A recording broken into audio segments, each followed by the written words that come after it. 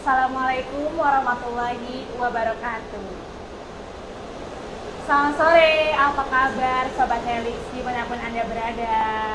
Semoga masih diberikan kesehatan hingga hari ini ya. Amin ya robbal alamin. Selamat datang di Helix Health Talk dengan tema menjaga jantung tetap sehat di era pandemi COVID-19. Perkenalkan, saya Hilda Azharani Milatina, selaku moderator pada kesempatan kali ini. Senang sekali rasanya saya bisa menyapa sobat-sobat Helix yang ada di rumah, yang ada di kantor, dan dimanapun Anda berada.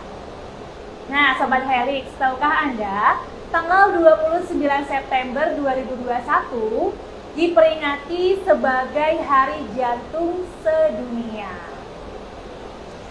Oleh karena itu, hari ini kita akan membahas bagaimana sih tips agar jantung tetap sehat di era pandemi COVID-19. Pasti banyak nih dari Sobat Helix yang bertanya, kalau misalnya penderita penyakit jantung, apakah boleh divaksin? Kemudian bagaimana resikonya penderita penyakit jantung di pandemi COVID-19 ini? Oleh karena itu, hari ini akan hadir bersama-sama dengan kita semua Dr. Zul Effendi, spesialis jantung dan pembuluh darah konsultan, Fellow Indonesia Heart Association. Oke, sambil kita invite dulu Dr. Zul. Halo, Assalamualaikum.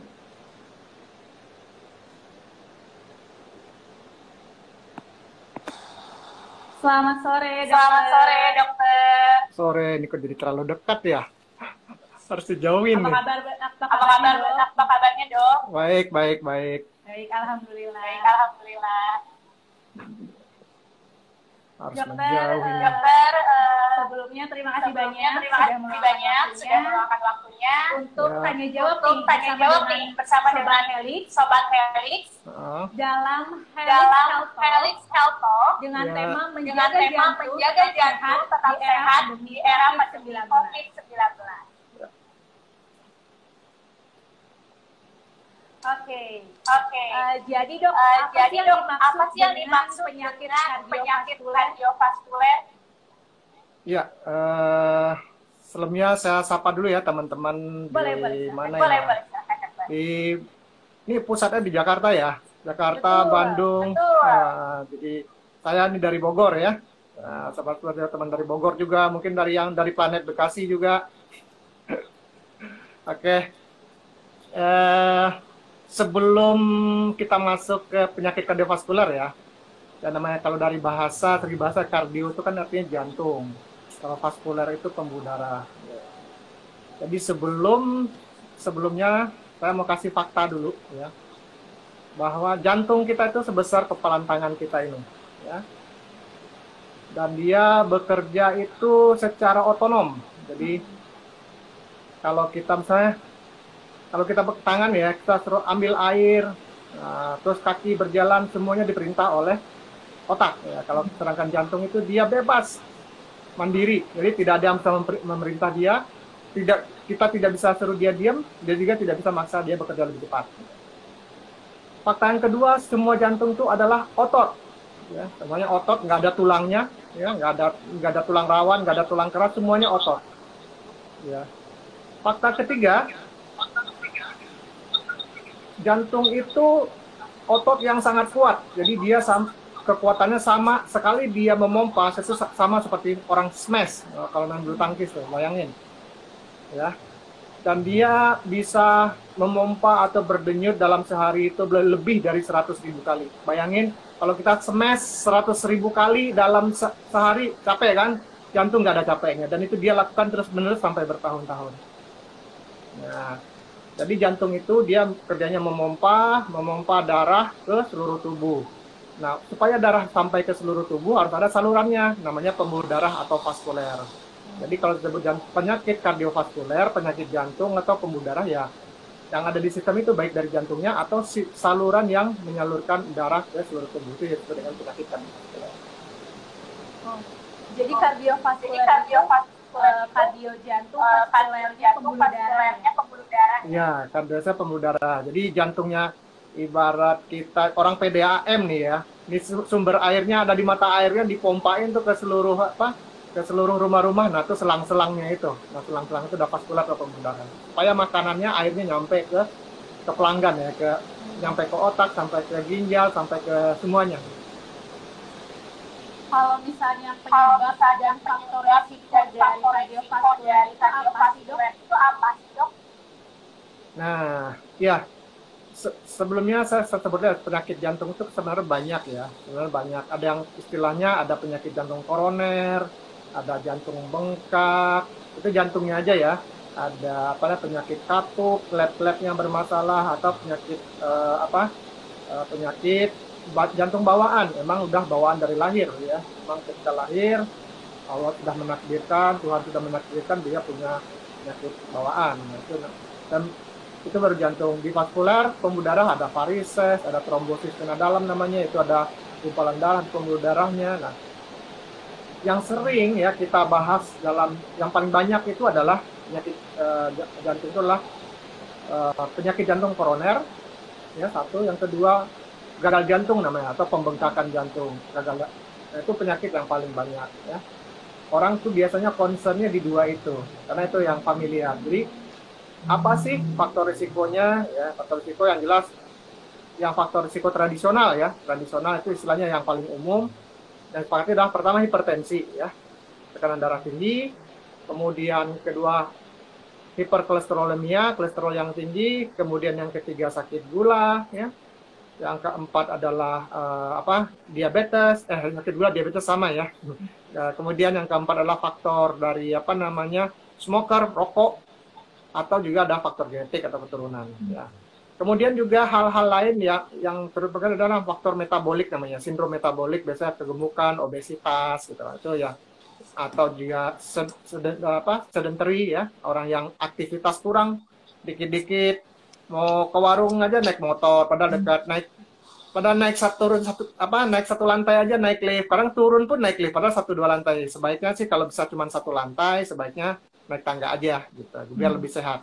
Tapi kalau 2 lantai ya mungkin capek, ya bolehlah naik lift. Gitu. Jadi jangan kebanyakan diem begitu ya, Dok ya? Jangan kebanyakan diam. Sedentary itu yang sekarang yang jadi fenomena. Pertama, gaya hidup untuk mendapatkan makanan lebih murah, lebih mudah ya, melalui aplikasi. Kemudian kalaupun mau jajan keluar pun, padahal dekat, naik motor gitu. Berarti ini sebenarnya lumayan kaum rebahan ya, Dok ya? Iya, kaum rebahan. Ya sekarang memang lagi pandemi ya. Iya betul sih. Lagi pandemi, tapi nggak harus rebahan-rebahan terus ya, kan masih bisa olahraga atau beraktivitas di lingkungan rumah gitu. Nah, apabila sudah terjadi penyakit kardiovaskuler, bagaimana kita mencegahnya gitu, Dok? Dan pengobatannya seperti apa? Nah, intinya begini ya. Kita harus melakukan pencegahan. Ada pencegahan primer, ada pencegahan sekunder ya. Kalau pencegahan primer itu sebelum terjadi ya, sebelum terjadi. Ada lagi namanya primordial, namanya itu udah jauh banget lah, tapi belum ada faktor risiko ya. Tapi kalau udah yang primer ada sekunder. Nah sekarang bagaimana kalau sudah terjadi ya, namanya prevensi sekunder atau pencegahan sekunder ya. Yang pertama pasti kita tetap pola hidup ya, pola hidup sehat. Kalau makan makanan yang sehat, hindari junk food ya, fast food, kemudian diet rendah garam, diet rendah kolesterol, perbanyak serat ya, serat dan buah ya. Kemudian jika ada punya penyakit misalnya diabetes ya harus diobatin ya, harus diobati. Kemudian hipertensi harus terkontrol tekanan darahnya. Jadi tekanan darah itu normal. Yang normal itu kan kita ada tekanan ya, ada sistolik, ada diastolik namanya. Yang sistolik itu yang atasnya, diastolik yang bawah. Misalnya tensinya tekanan darah 120/80. Nah, yang 120 itu namanya sistolik. Yang 80 itu namanya diastolik. Jadi tekanan darah itu ada 2, tekanan darah sistolik, tekanan darah diastolik. Nah, kita harus jaga tuh tekanan darah sistolik itu harus kurang dari 140. Yang atasnya, yang bawahnya, yang diastolik harus kurang dari 90. Itu harus kita jaga. Kemudian kalau ada sakit gula, ya diabetes harus dikontrol tuh gulanya. Nah biasanya dapat obat-obat gula atau diet makanan, ya. Kalau orang sakit gula biasanya apa? Kalau untuk diet, karena kalau orang makan sakit gula sekali makan biasanya gulanya langsung melompat tinggi naik ya. Jadi diatur tuh. Lebih baik porsinya sedikit tapi sering. Biasa makan 3 kali sehari, mungkin dibikin 5 kali sehari tapi porsinya kecil gitu. Gula. Kemudian rokok udah pasti ya, nggak boleh ya. Mau orang sakit mau orang sehat tetap nggak boleh ngerokok ya. Mau apapun itu. Jadi nggak boleh ngerokok. Kemudian kolesterol dijaga. Ya juga itu makanan-makanan yang tinggi kolesterol, terutama telur kuningnya ya. Kuningnya dikurangin, boleh sekali-sekali. Kalau putihnya bagus ya, protein. Kemudian kalau makan ayam itu kulitnya kolesterol tinggi ya. Terus kolesterol tinggi nomor 1 adalah otak ya. Nah itu nomor 1 itu dihindari. Itu kadang ada karena yang suka makan kepala kambing apalah gitu, kepala ikan. Nah itu. Jadi menjauhi gula-gula. Kalau ada sakit gula ya. Tapi kalau orang sehat enggak. Kalau kita sehat tidak ada sakit gula nggak perlu menghindari gula gitu. Jadi bukan berarti gula itu jahat, enggak. Jadi kalau ada kalau memang kita ada sakit gula atau diabetes atau mengarah ke sana, itu kita kurangi. Nah, di masa pandemi COVID-19 ini, Dok, apakah penderita kardiovaskular ini rentan terkena COVID-19? Baik. Ini pertanyaan yang cukup banyak ditanya. Sakit jantung nih, gimana kalau kena COVID? Sebenarnya rentan atau tidak tuh sama saja ya, sama saja mau sakit jantung atau bukan. Yang bikin kita rentan tuh apa? Kalau kita kurang disiplin dengan 5M atau 6M ya sekarang ya. Nah itu kurang disiplin. Jadi faktor kita rentan atau tidaknya tergantung itu. Nah tapi sekarang kalau kita terkena COVID, nah ini yang berbeda antara orang yang tidak ada sakit jantung dengan sakit jantung. Karena gini, sebenarnya kalau dari data itu orang yang kena COVID itu ya, itu darahnya cenderung kental, membeku ya. Jadi ada pembekuan darah. Jadi kebanyakan yang meninggal di ICU di ruangan itu utamanya bukan karena parunya, tapi karena ada darah yang mengental atau bekuan darah. Tapi darah yang mengental itu kita kan tahu di paru-paru itu ada pembuluh darahnya juga. Nah, kalau darahnya kental, itu oksigen nggak bisa masuk. Oksigen susah diserap, ya. Pertukaran oksigennya sulit. Walaupun makanya ada yang udah dipasang alat ventilator, alat bantu nafas, oksigen dikasih tinggi, tekanan tinggi, teman. Saturasi oksigen ya di pasiennya nggak naik-naik. Kenapa? Ibarat begini ya, kalau kita ngasih makanan ya, kita ada dalam satu pertempuran nih. Ini ada tim suplai logistik nih. Dia udah bawa logistik banyak banget gitu. Semuanya dikasih, udah lengkap lah. Malah berlebihan, over lagi logistiknya. Permasalahannya jalur masuknya bermasalah gitu. Jadi istilahnya, jalur masuknya bermasalah. Jadi akhirnya udah gitu. Jadi kebanyakan meninggal itu karena ada gumpalan atau darah yang kental di pembuluh darah parunya. Nah, pada orang-orang sakit jantung ya, nah itu akan lebih berat lagi gitu. Apalagi mereka yang sudah punya penyakit jantung koroner yang sudah ada penyempitan di pembuluh darah jantungnya, ditambah lagi dengan pengentalan seperti itu, maka resiko untuk terjadi serangan jantungnya makin berat gitu. Jadi yang harus dijaga salurannya juga ya, yang pembuluh darah tadi ya. Yang pembuluh darah tadi ya. Ya, pembuluh darahnya. Jadi intinya karena kena COVID itu darahnya kental pada umumnya. Makanya kalau kita lihat dari panduan yang terakhir sekarang adalah pasien-pasien yang dirawat itu dikasih pengencer darah semua. Direkomendasikan untuk dikasih pengencer darah walaupun mau kondisi ringan, mau kondisi yang berat dikasih pengencer darah semua. Kenapa? Karena risikonya darahnya menggumpal, kalau menggumpalnya di paru ya jadi enggak oksigennya turun, kalau di jantung ya jadi bikin sakit jantung koroner, kalau di kepala penggumpalan bisa bikin stroke gitu. Kalau di ginjal darahnya malah bisa gagal ginjal, bisa harus cuci darah segala macam. Jadi berat gitu. Nah, berarti kalau tantangannya bagi penderita penyakit jantung selama COVID-19 ini apa, Dok? Nah, pantangan apa nih? Pantangan makanan atau apa nih? Mungkin pantangan dari makanan. Sebenarnya sama aja ya.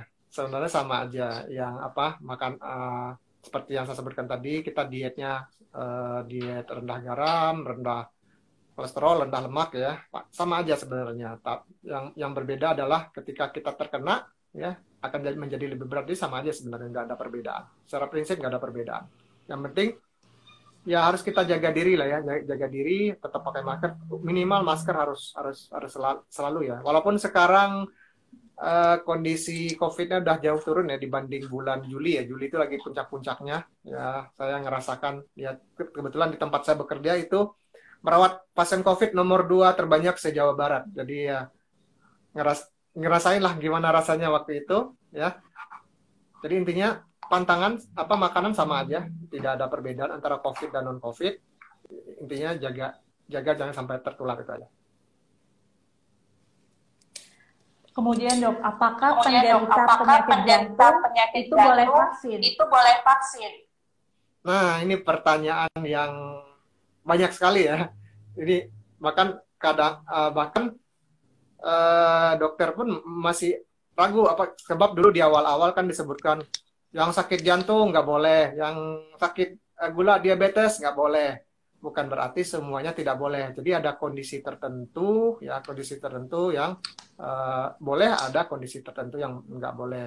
Memang di awal-awal dulu disebutkan tidak boleh, tapi itu secara umum ya. Yang tidak boleh itu adalah pasien-pasien yang tidak stabil ya, yang tidak stabil, pasiennya masih sesek, pasien masih ada sakit dada, misalnya baru jalan sedikit nyesek, sakit dada gitu kan, jadi masih terengah-engah kalau beraktivitas. Nah itu memang belum direkomendasikan. Nah sekarang gimana kalau kita mau vaksin? Nah biasanya petugas vaksin kalau udah dengar kita bilang ada sakit jantung atau pernah berobat jantung, walaupun sekarang udah nggak ada sakit jantung nih, tapi dulunya terus cerita kan biasanya ada form isian ya, ada checklist tuh sakit apa aja, nanti sebutin pernah sakit jantung.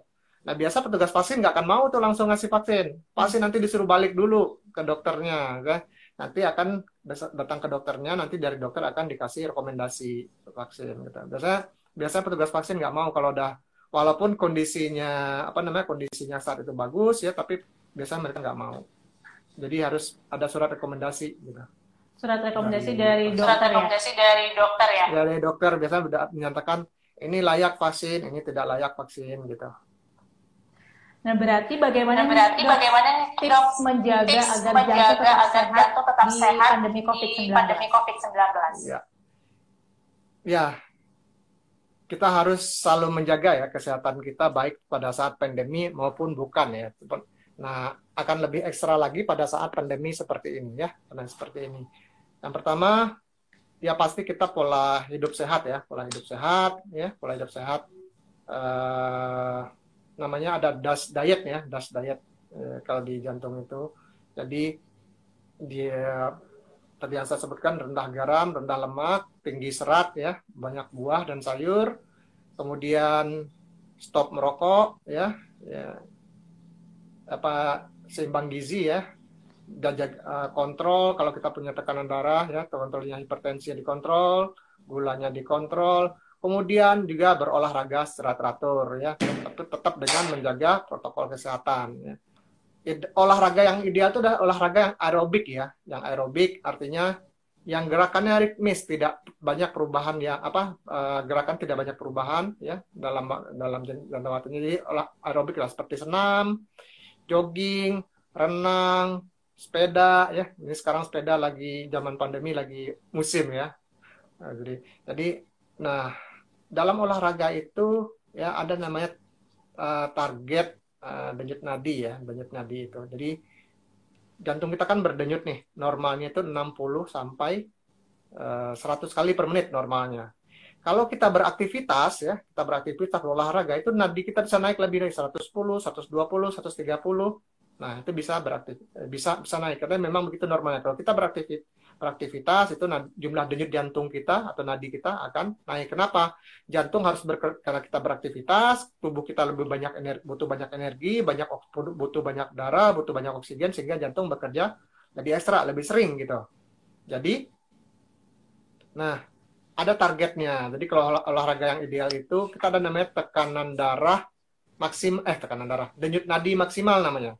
Denyut nadi maksimal itu rumusnya 220 dikurang umur. Misalnya umur 40 tahun ya, 40 tahun. Jadi denyut nadi maksimal kita adalah 220 dikurang 40, jadi 180 ya denyut nadi. Kalau kita raba di sini ada nyut dalam 1 menit kita hitung ya. Nah, normalnya kita 60 sampai 100, tapi untuk umur 40 jadi sesuai rumus, jadi maksimalnya adalah 180. Nah, kalau kita olahraga, itu kita punya target tuh. Itu sekitar 60 sampai 75% dari denyut nadi maksimal. Jadi 60 sampai 75% dikali tadi yang 180. Itulah target olahraga ideal. Itu olahraga yang aerobik namanya. Tapi ada lagi namanya olahraga yang performan. Jadi kalau kita ingin lebih meningkatkan kebugaran lagi, boleh kita naikin lagi, bisa sampai 80% ya, 80%. Ya, yang ini yang disarankan sampai 80 ya, 80 sampai 90 sampai 90 ke atas itu atlet ya, disarankan untuk atlet buat meningkatkan performa ya. Nah, itu targetnya.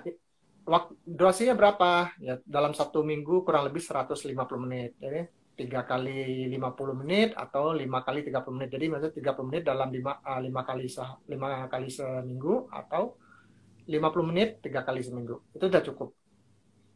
Kalau mau lebih boleh, kalau mau lebih.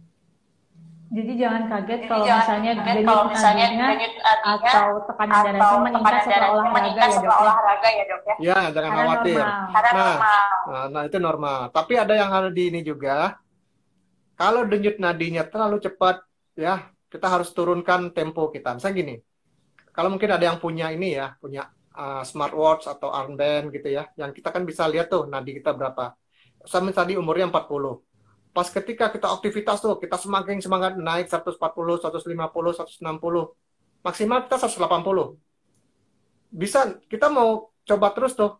Coba terus, paksa terus. Kita masih merasa, saya masih kuat kok. Saya masih kuat. Tapi nadi bisa naik 185. Kan kita maksimal 180. Itu jangan dilanjutkan. Sebaiknya disarankan untuk diturunkan temponya. Jangan sampai lebih dari 180. Walaupun kita merasa kuat ya. Karena itu berbahaya, karena nanti berisiko nanti timbul serangan, ada gangguan listrik jantung atau segala macam. Nah, jadi kita juga olahraga itu juga harus dinilai kemampuan. Walaupun kita apalagi enak sih kalau yang punya armband, kalau nggak punya kan nggak bisa ngitung ya, atau smartwatch. Jadi kalau gitu turunkan temponya. Kalau saya sih juga begitu. Kalau saya biasanya olahraga, saya biasa pakai sepeda, itu saya ambil targetnya sih di angka 70%. Jadi saya biasa udah ngitung tuh. Wah, nih sepeda, udah naik nih, turunin lagi. Nah, kecuali memang kalau udah mau pulang nih, udah nggak apa-apa, naik dikit. Kalau gitu. udah mau pulang karena memang cepat-cepat pulang ya dok ya. Pikirin udah sampai rumah kadang-kadang. Tapi yang jelas, jangan sampai kita mencapai lebih dari 100% ya, jangan sampai 100%, karena itu berbahaya. 100% lebih masih oke, tapi tidak untuk jangka waktu lama gitu. Jadi di denyut nadi 100% paling hanya mungkin 2 menit, 3 menit sudah cukup. Tapi idealnya adalah 60 sampai 75%. Berarti dok yang tadi tentang serangan jantung itu salah satunya karena terlalu capek olahraga ya. Nah, bisa jadi salah satu aktivitas yang melebihi batas. Tapi ada juga begini. Kita kan pernah dengar ya, ada orang yang rajin olahraga, selama ini nggak pernah ada keluhan apa-apa, tiba-tiba serangan tiba-tiba meninggal di tempat. Kemudian dibawa ke rumah sakit, divonis ini karena serangan jantung ya, serangan jantung. Jadi kadang-kadang jadi ada yang denial loh, wah nggak pernah kok orangnya rajin olahraga, biasanya nggak ada selama ini nggak ada keluhan apa-apa, makannya sehat. Jadi begini, ya, itu karena penyakit jantung koroner biasanya. Ya, penyakit jantung koroner ini. Jadi kalau kita jantung kita kan seperti kepalan ini ya. Jadi di permukaan permukaan ini anggap ini jantung ya. Di permukaan ini ada pembuluh darah. Namanya pembuluh darah koroner. Nah, pembuluh darah itu gunanya buat ngasih makan jantung. Ibaratnya kayak sawah nih ya. Ada saluran air buat ngairin sawahnya supaya padinya subur. Jantung juga begitu. Ada pembuluh darah koroner di sini, buat apa namanya, buat ngasih mengalirkan darah, membawa oksigen, membawa saripati makanan untuk jantung supaya jantungnya sehat.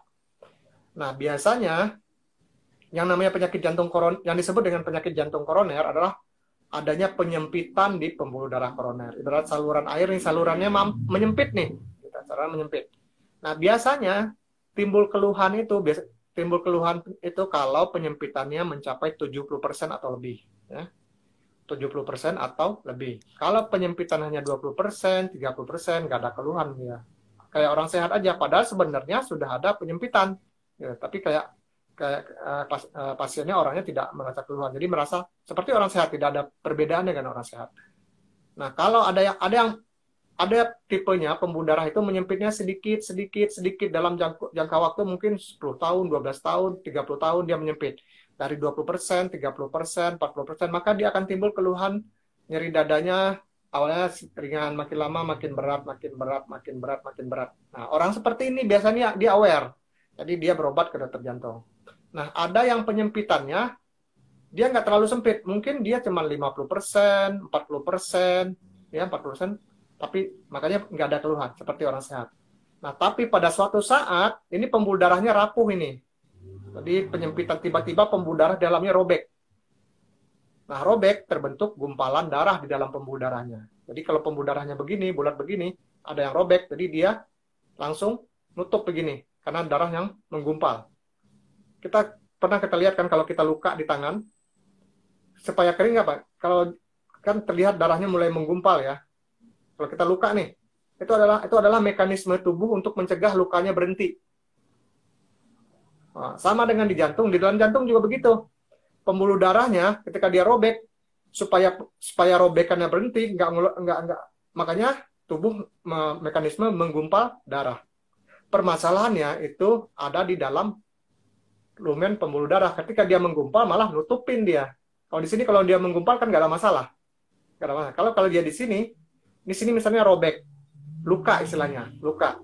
Jadi kan tubuh punya mekanisme sendiri menutup luka ini dengan membentuk gumpalan darah. Darahnya menggumpal, akhirnya menutup seluruh aliran darah. Ini yang bikin dia serangan mendadak. Makanya orang yang awalnya kelihatan sehat-sehat aja, dalam hitungan menit darahnya menggumpal, nutup gitu. Ya, jadi akibatnya maka pasien tiba-tiba sesak, tiba-tiba kolaps. Nah, dia kalau hanya menggumpal saja, biasanya masih sampai ke rumah sakit biasanya. Menggumpal, nutup, nggak ada listrik jantung, bermasalah dengan listrik jantung, dia masih sampai ke rumah sakit tuh biasanya mungkin masih bisa tertolong, mungkin enggak ya. Tapi biasanya masih sampai tuh ke UGD. Tapi kalau dia tiba-tiba menutup, nah nanti kemudian setelah tertutup, listrik jantungnya juga bermasalah. Nah, yang bikin listrik jantungnya bermasalah, jantungnya itu tidak berdenyut ya, tapi dia bergetar aja. Jadi jantungnya karena listrik, kan jantung itu berdenyut karena ada listrik jantung ya. Normalnya 60 sampai 100 kali per menit gitu. Jadi dia memompa darah begini. Tapi kalau listriknya terganggu ya, itu jantungnya berdenyut bisa sampai 160 sampai 200 kali per menit. Kalau 200 itu dia bukan memompa lagi. Ya, tapi dia bukan memompa lagi, jantung terus memompa begini. Tampung darah, ini nampung darah begini, pompa. Nampung lagi, pompa. Nampung darah lagi dipompain. Tapi kalau dia 200 kali per menit, dia bukan memompa lagi, dia ada kayak jantung kram, jadi begini aja, bergetar aja. Nah, yang ditampung nggak ada, yang dipompain nggak ada, gitu. Akhirnya apa? Ketika yang ini nggak ada, yang dipompain lagi, darahnya nggak nyampe ke otak, karena darah itu dipompa harus nyampe ke otak. Otaknya nggak dapat darah, pasiennya pingsan, udah selesai gitu. Nah itu biasanya. Kalau listrik jantung nggak bermasalah, oke, biasanya bisa dibawa sampai rumah sakit, masih bisa. Tapi kalau udah sampai listrik yang jantung bermasalah, nah itu jantungnya tidak berdenyut begini lagi, cuma hanya bergetar gini. Jadi darahnya nggak ada yang dipompain. Gitu. Makanya kalau jantungnya bergetar begini aja, supaya dia bisa berdenyut, makanya kita ada namanya RJP kan, kita tekan gini. Supaya apa? Jantungnya tuh ditekan begini, supaya dia bisa pompa. Tadi kan jantung cuma begini aja, bergetar aja, nggak dipompa. Kalau kita pompa begini, akhirnya darahnya terpompa, diharapkan bisa terbantu, darahnya bisa ngalir ke otak, otaknya masih hidup. Gitu. Jadi tujuannya adalah yang biasa kita RJP itu pompa, yang kita lihat tekan-tekan begini itu memompa memijit supaya jantungnya bisa gini mompa. dibantu dari luar secara mekanik. Dari darah yang terpompa didorong ke atas ke otak, pasien ini diharapkan bisa tertolong gitu. Jadi intinya gitu. Kalau misalnya terkait RJP nih dok, RJP itu dihentikan setelah bagaimana gitu? Maksudnya kan kita nggak mungkin terus di RJP gitu kan? Ya, prinsipnya nomor 1 ya, kalau kita ketemu orang tidak sadar ya, orang kolap nih, ini orang nih pingsan apa tidur nih, jadi kita tes dulu, cek dulu kesadarannya. Panggil dulu, pukul-pukul, Pak, Ibu, pukul-pukul dulu bahunya ya, jangan wajahnya, nanti kalau orang tidur marah dia. Pastikan dulu ini orang beneran kolap atau cuman tidur aja gitu, ya, tidur. Kalau memang tidak ada respon, kita harus cari panggilan, ya, cari panggilan, mau telepon, mau apa, ya. Kalau ada berdua, satu suruh minta bantuan, satu masukkan RJP. RJP ya kan kita nggak bisa moto-moto ya, kalau selama minimal kita RJP dulu aja. Mungkin saya harus tahu cari posisi dulu ya. Misalnya posisinya ini jantung ya, ini dada kita ya, ini dada di tengah. Posisinya ya, ini kan kita punya tulang, kalau kita raba nih di ulu hati ada tulang ya, agak naik sedikit ya.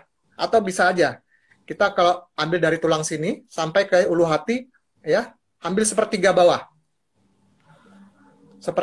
ya.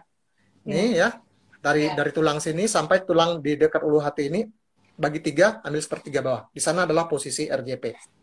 Kalau mau digeser ke kiri sedikit, nggak apa-apa. Di tengah juga oke. Itu posisi RJP. Itu kita tekan ya. Kita tekan sekitar 100 sampai 120 kali per menit.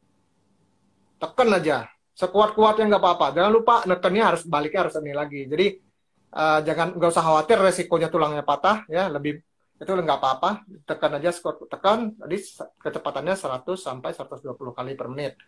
Nah, kemudian kalau ada yang bisa bantuan motor, kalau bisa dilapisi ya, pakai plastik atau apa ya. Kalau nggak, kalau lagi zaman pandemi ini tidak direkomendasikan ya, baik oleh tenaga medis pun, apapun oleh awam itu tidak direkomendasikan. Jadi nggak ada tuh, hanya RJP saja, nggak ada bantuan nafas, nggak ada bantuan nafas.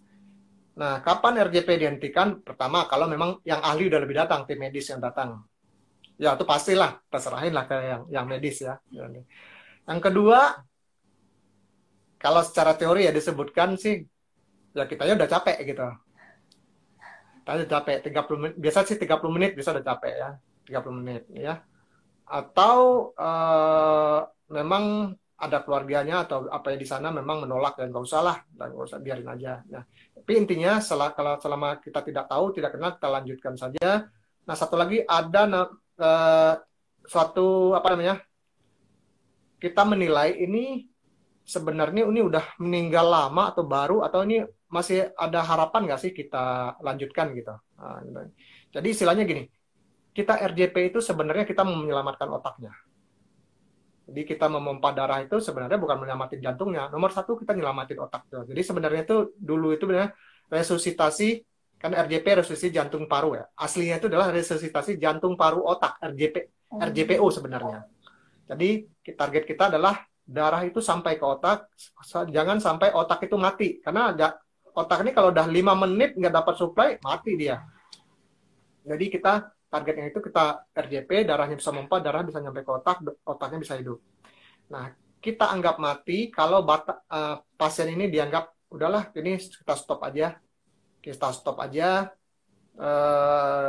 RJP-nya nih, karena dianggap nih udah nggak bisa balik lagi nih. Kalau dia udah mati batang otak namanya, batang otak. Tandanya apa? Yang simple, buka ini matanya, kan kita ada namanya pupil ya, yang bulat di tengah itu. Itu kalau bulat itu kalau kena cahaya itu biasa dia akan mengecil. Kalau dia tempat gelap dia akan melebar, dikasih cahaya dia akan mengecil lagi. Nah, kasih aja center.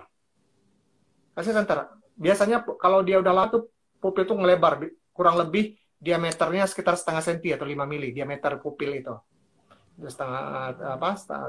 Nah, kalau kita kasih cahaya di center tuh kasih cahaya, harusnya dikasih cahaya dia akan mengecil. Tapi dikasih center dia gitu-gitu aja, nggak ada respon. Berarti kemungkinan batang otak udah mati, jadi nggak. Kalau batang otak udah mati, denyut jantung biasa nggak akan kembali lagi. Kalau dia itu masih dikasih cahaya, masih ada respon, berarti otaknya masih hidup, kita masih ada harapan masih untuk melanjutkan RJP-nya. Tapi kalau udah nggak ada respon, berarti nggak perlu dilanjutkan lagi. Itu sudah stop, udah declare, udah meninggal. Jadi jangan dipaksakan ya, udah tahu batang otaknya mati, langsung saja dinyatakan meninggal. Iya. Oke, baik dok. Ini sudah ada pertanyaan nih dok. Instagram story. Dari @uli984. Apakah olahraga teratur dapat menjaga kesehatan jantung? Tadi udah dijawab ya dok ya? Ya. Jadi terima kasih Mbak ya. Uli. Jadi olahraga ya. Uli 984. Makanya jangan-jangan ini ulang tahun bulan September jangan-jangan ya. Jadi ya intinya salah satu rekomendasi itu memang adalah olahraga ya. Olahraga secara teratur ya. Yang olahraga yang disarankan adalah aerobik ya, bukan olahraga kompetitif ya. Olahraga kompetitif itu seperti misalnya basket atau apa namanya main bola atau apa itu namanya kompetitif. Boleh melakukan olahraga kompetitif tapi harus diawali dengan pemanasan ya, warming up yang cukup ya. Jangan sampai nggak pemanasan langsung langsung sprint gitu. Kan biasa kalau basket itu kan dari diam tiba-tiba larinya cepat ya, tiba-tiba lari sana lari sini, tiba-tiba diam lagi. Nah, itu harus ada pemanasan. Yang direkomendasikan adalah olahraga aerobik ya. Aerobik tadi contohnya jogging, jalannya jalan cepat ya. Kalau jalan santai biasanya targetnya nggak tercapai itu. Kan kita ada target tadi nadinya 60 sampai 75% dari target nadi maksimal. Kalau jalan santai biasanya ya paling 50% paling dapatnya. Nggak tercapai. Kemudian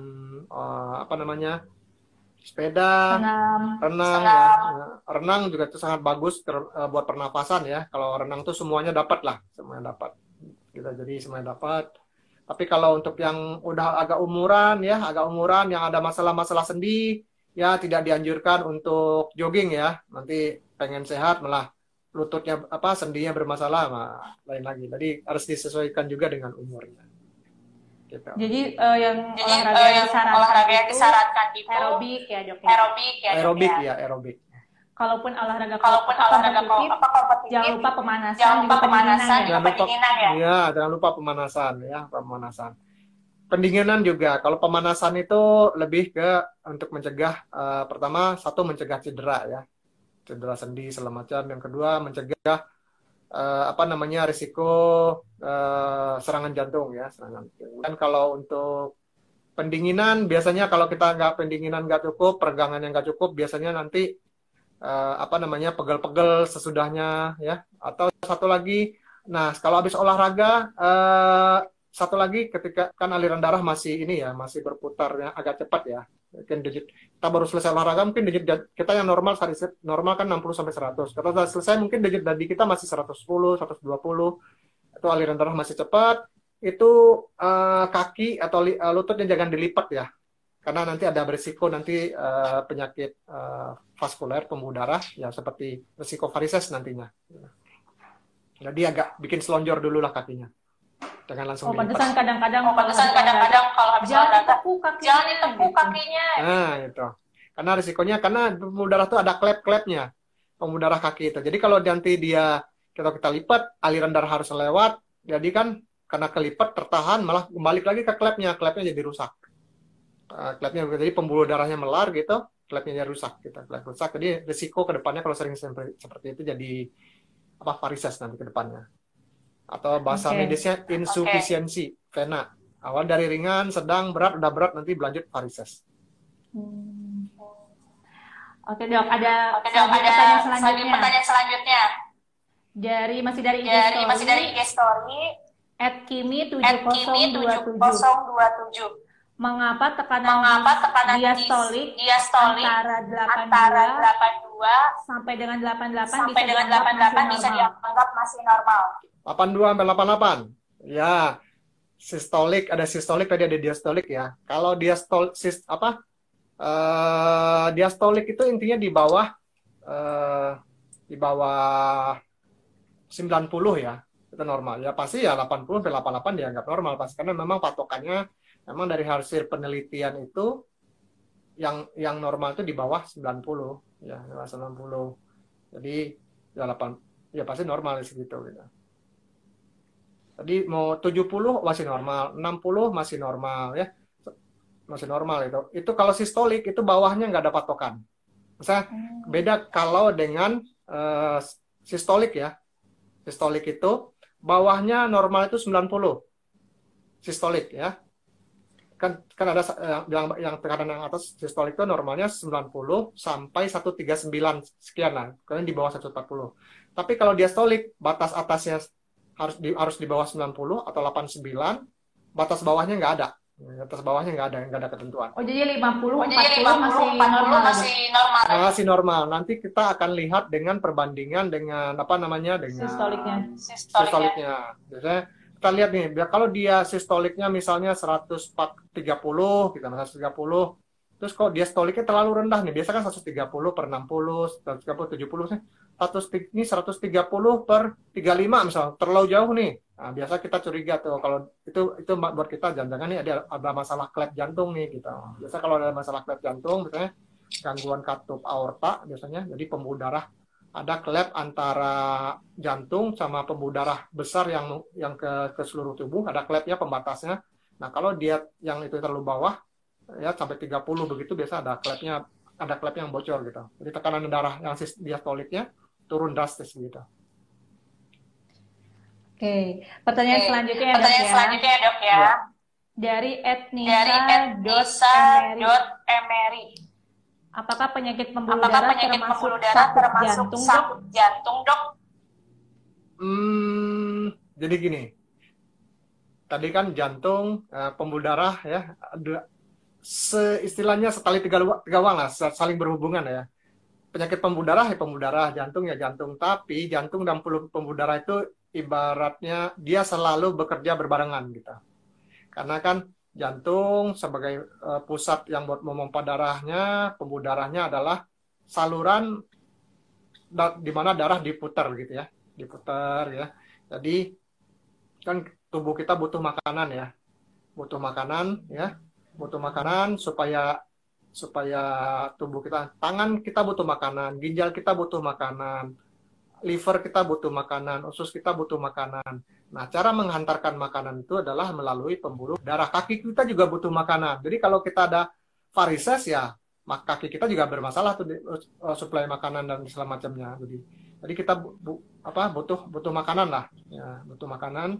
Jadi pembuluh darah itu adalah saluran untuk menyuplai makanannya. Jadi sebenarnya pembuluh darah itu penyakit yang berbeda dengan penyakit jantung. Tapi ada satu pembuluh darah di jantung, namanya pembuluh darah koroner. Nah, pembuluh darah kan banyak. Nah, kalau pembuluh darah koroner disebut juga dengan penyakit jantung koroner, ya itu penyakit pembuluh darah yang di koroner disebut ya penyakit jantung juga gitu. Tapi kalau pembuluh darah yang lain lebih sebutnya pembuluh darah perifer ya, selain pembuluh darah koroner itu disebut penyakit pembuluh darah aja. Tapi kalau penyakit pembuluh darah yang di jantung, ini ada jantung, ini ada pembuluh darah nempel di jantung ini. Itu sakit pembuluh darah juga, tapi disebutnya penyakit jantung koroner gitu.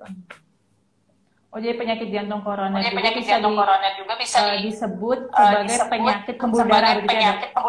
Iya, karena itu pembuluh darah koroner, namanya pembuluh darah koroner, tapi dia di jantung posisinya gitu.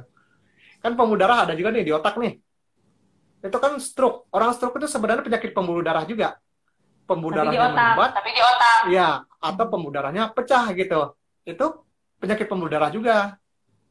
Kita sebutnya istilahnya stroke. Ya, ada stroke-nya iskemik, kalau dia menyempit penyumbatan, atau hemoragik kalau dia ada perdarahan, jadi pembuluh darahnya pecah. Itu penyakit pembuluh darah juga sebenarnya.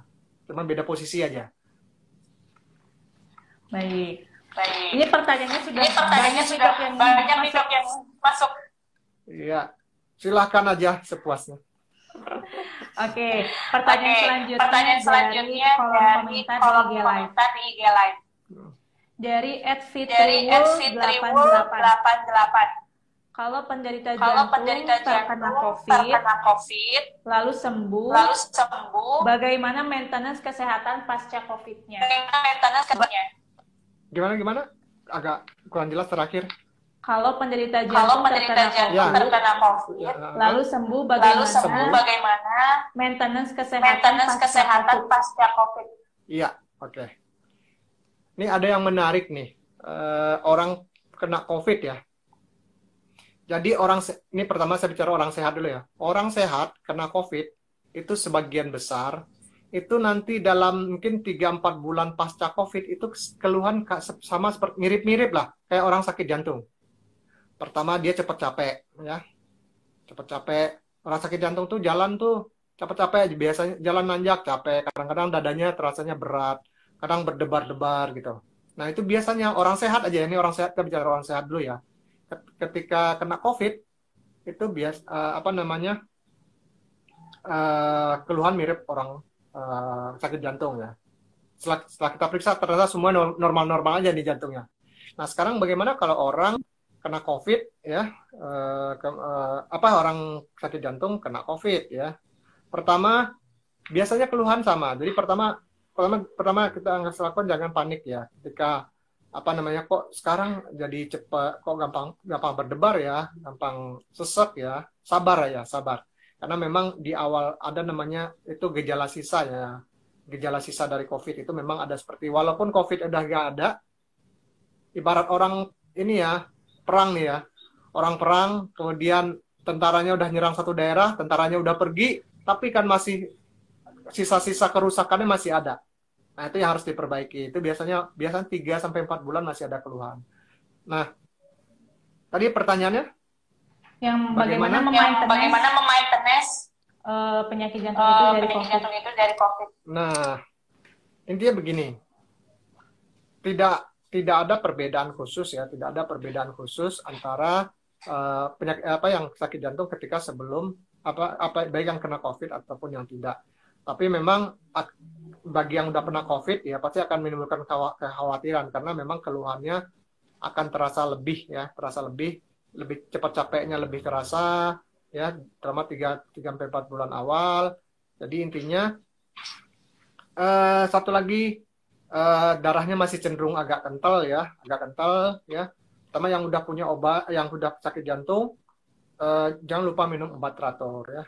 Jangan lupa obat teratur, kemudian kontrol tiap bulan ya, kalau memang dijadwalkan tiap bulan. Jangan khawatir, kadang kan memang dalam sehari-hari saya lihat pada zaman pandemi ini pasien yang kontrol tetap udah takut kontrol. Jadi mereka karena isu-isunya wah di rumah sakit banyak ini banyak itu, tadinya pasiennya nggak mau kontrol, padahal sebenarnya kan di rumah sakit itu dipilah ya pasien berisiko kemana, jadi pintu masuknya pun beda sebenarnya, karena area poliklinik itu lebih steril sebenarnya, lebih aman. Jadi banyak yang nggak datang adalah kondisi yang berat ya, udah sesak banget baru datang gitu, nggak minum obat lagi.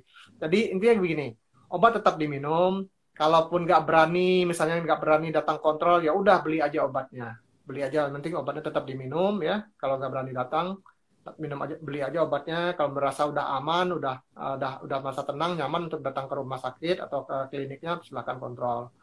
Kemudian buat yang biasa pembengkakan jantung ya, yang punya penyempitan jantung, yang biasa ada kadang-kadang kaki bengkak, itu minumnya ya ditakar ya, minum ditakar kurang lebih 1,5 liter sehari ya, jangan kebanyakan ya. Kemudian kalau seandainya merasa sesek ya, terutama bila tidur ya, bantalnya kok malam sering kebangun nih, kalau malam kalau tidur kebangun jadi batuk-batuk gitu. Nah mungkin biasa ada cairan di parunya karena sakit jantungnya, di bantalnya ditinggiin, mungkin perlu 2 atau 3 bantal. Kalau mungkin tambah berat memang harus segera ke rumah sakit, ke dokter. Kemudian jangan lupa yang punya penyakit jantung koroner, obat pengencer darahnya jangan lupa diminum. Kemudian mungkin yang udah terbiasa ada obat namanya isosorbit ya, yang obat darurat kalau udah sakit dada atau nyesek, yang obat ditaruh di bawah lidah itu selalu dikantongin ya. Selalu dikantongin 2 atau 3 tablet. Jadi kalau ada keluhan sesek atau sakit dada, taruh di bawah lidah di sini, diisep bukan ditelan ya, istirahat gitu aja. Itu harus dilakukan. Baik dokter, pertanyaan terakhir. Apakah tes yang sebaiknya dilakukan untuk deteksi dini ataupun cek reguler kesehatan jantung? Seberapa hasil tes yang perlu diwaspadai dan penanganan lebih lanjut. Oke, ini terkait medical check up ya dan deteksi ya. Ini begini. Pertama, kalau tidak ada keluhan sebenarnya kita nggak perlu check up ya kalau nggak ada keluhan. Tapi kalau untuk mau rutin itu cukup setahun sekali udah cukup. Kalau mau medical check up, yang simple aja. Yang simple kalau kita nggak ada keluhan, yang simple minimal 2 ya lab yang kita periksa, gula darah sama kolesterol. 2 itu udah cukup. Yang lain sih kalau kita nggak ada keluhan nggak masalah. Kecuali kita punya faktor risiko namanya. Memang dari keluarga, orang tua, adik, kakak punya sakit jantung, ya itu ada risiko namanya. Kemudian mungkin orang tuanya ada sakit gula, ya, atau kita sendiri yang ngerokok, itu ada risiko. Mungkin itu lebih frekuensinya mungkin agak yang diperiksa mungkin ada periksaan lebih lanjut. Tapi kalau tidak ada keluhan cukup 2 itu aja deteksi awal. Kalau yang dua itu aja kita nggak ada keluhan, ya nggak ada keluhan, 2 ini normal, nggak usah khawatir ya. Nah keluhannya apa untuk deteksi biasanya ya?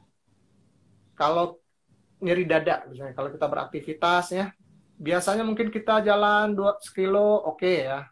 Kok sekarang jadi sekilo, kok dadanya jadi agak panas gitu. Kalau dibawa aktivitas, bekerja atau naik tangga, dadanya berat atau panas atau nyeri, tapi kalau dibawa istirahat, hilang gitu. Nah itu ada satu tanda-tanda ke penyempitan. Atau kita cepat capek gitu ya. Biasanya jalan yang nggak 100-200 meter, 500 meter, oke kok sekarang mulai agak ngos-ngosan ya. Nah, itu perlu dicek. Konsultasi dulu ya. Nah, pemeriksaannya apa aja? Kalau sakit dada, biasanya kita rekam jantung ya. Yang sakit dada atau nyesek atau dada panas kalau beraktivitas, itu rekam jantung, EKG. Kalau memang perlu lagi dilakukan treadmill namanya, treadmill test. Treadmill test itu sama rekam listrik jantung juga kayak EKG, cuman kita sambil lari. Sama kita kayak treadmill di gym biasa, cuma ini ada ada listrik buat rekam EKG-nya sekaligus gitu. Itu yang minimal itu sih. Kalau yang buat lanjutnya mau di echo atau USG jantung segala macam itu nanti setelah hasil pemeriksaan lebih lanjut. Oke, baik dok. Terima kasih banyak dokter untuk jawaban-jawaban dari pertanyaan di Sobat Helix dok. Ya, sama-sama. Jadi tadi sudah ada 5 pertanyaan nih dok. Nah, karena kan kita mau ada bagi-bagi hadiah ya dok ya. Boleh dipilih pertanyaan 4 terbaik dok. Waduh, yang mana ya? Saya juga lupa nih pertanyaan. Sebentar ya. Ini kok jadi lebih terlalu dekat ya saya ya. Padahal tadi pas awal jauh. Atau boleh disebut aja dok. Pertanyaan pertama, pertanyaan kedua, pertanyaan ketiga gitu. 4 pertanyaan terbaik. 4 ya? Oh. Dari 5 pertanyaan. Deg-degan. Ini nggak dikasih tahu dulu nih tadinya bakal ada disuruh milih nih. Jadi saya nggak merhatiin siapa aja penanyanya. Tadi yang pertama dari Ed Uli. Yang kedua Ed Kimi. Yang ketiga Ed Nisa. Yang keempat Ed Biklek. Saya bisa lihat di sini ya. Sayang kecil ya. Iya, dan yang terakhir dari Nerisa Arfi. Hah? Yang keberapa? Yang tadi tuh yang 984 berapa tuh? 984 Uli ya? Uli ya? Iya, boleh. Kemudian Nisa. Iya, boleh. Yang berarti Uli yang pertama. 3 lagi ya, Dok. Ed Kimi. Nisa. Oke. Kemudian dari Ed Nerisa. Itu yang apa? Yang apa ya tadi ya? Yang terakhir. Medical check up. Ya. Satu lagi, Dok. Satu lagi saya serahkan ke dari Helix nih. Satu lagi. Baik, tadi yang pertama dari Ed Uli. Kemudian yang kedua dari Ed Nisa. Yang ketiga Ed Nerisa. Dan yang terakhir dari @fitriwel. Yang keempat. Oke, terima kasih banyak dokter hari ini. Semoga selalu diberikan kesehatan. Ya, sama-sama. Terima kasih dokter. Ya. Udah selesai ya? Iya. Oke, pamit ya. Sama-sama. Ya. Di sini udah mau azan. Selamat sore. Oke, terima kasih. Sore.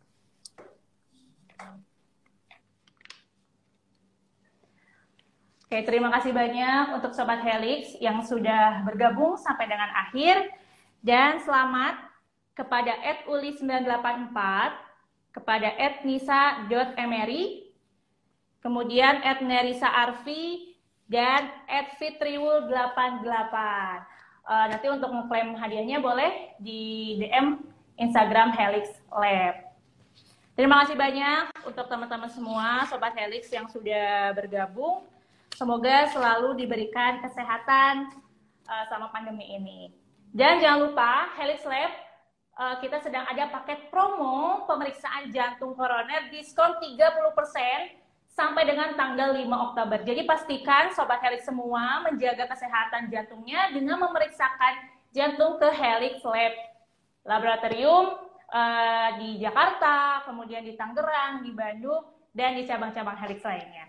Terima kasih, mohon maaf jika ada yang kurang berkenan. Selamat sore.